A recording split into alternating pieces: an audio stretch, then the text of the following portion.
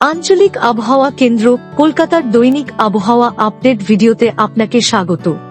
গতকাল রাজ্যের সর্বোচ্চ তাপমাত্রা ছিল দক্ষিণবঙ্গে কলাইকুণ্ডায় 36.1 ডিগ্রি সেলসিয়াস, উত্তরবঙ্গে মালদায় 32.6 ডিগ্রি। আজ রাজ্যের সর্বনিম্ন তাপমাত্রা ছিল দক্ষিণবঙ্গে বর্ধমানে 18 ডিগ্রি সেলসিয়াস, উত্তরবঙ্গের সমতলে আলিপুরদুয়ারে 14 ডিগ্রি, পাহাড়ে দার্জিলিং-এ 5 ডিগ্রি।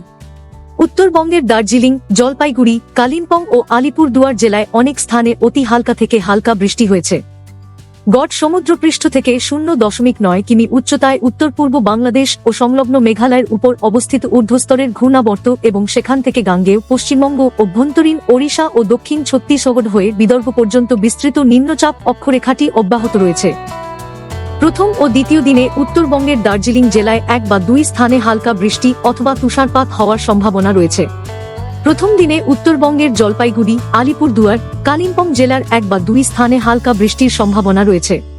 সপ্তম দিনে উত্তরবঙ্গের দার্জিলিং, কালিম্পং, জলপাইগুড়ি এবং দক্ষিণবঙ্গের ঝাড়গ্রাম, পূর্ব ও পশ্চিম মেদিনীপুর জেলার 1 বা 2 স্থানে হালকা বৃষ্টির সম্ভাবনা রয়েছে। বাকি দিনগুলিতে রাজ্যের সর্বত্র প্রধানত শুষ্ক আবহাওয়া দেখা যাবে। আগামী 7 দিনে কোনো আবহাওয়ার সতর্কতা বার্তা নেই। আগামী 2 দিন সকালবেলার সময় উত্তরবঙ্গের জেলাগুলির 1 বা 2 স্থানে হালকা থেকে মাঝারি কুয়াশার সম্ভাবনা রয়েছে।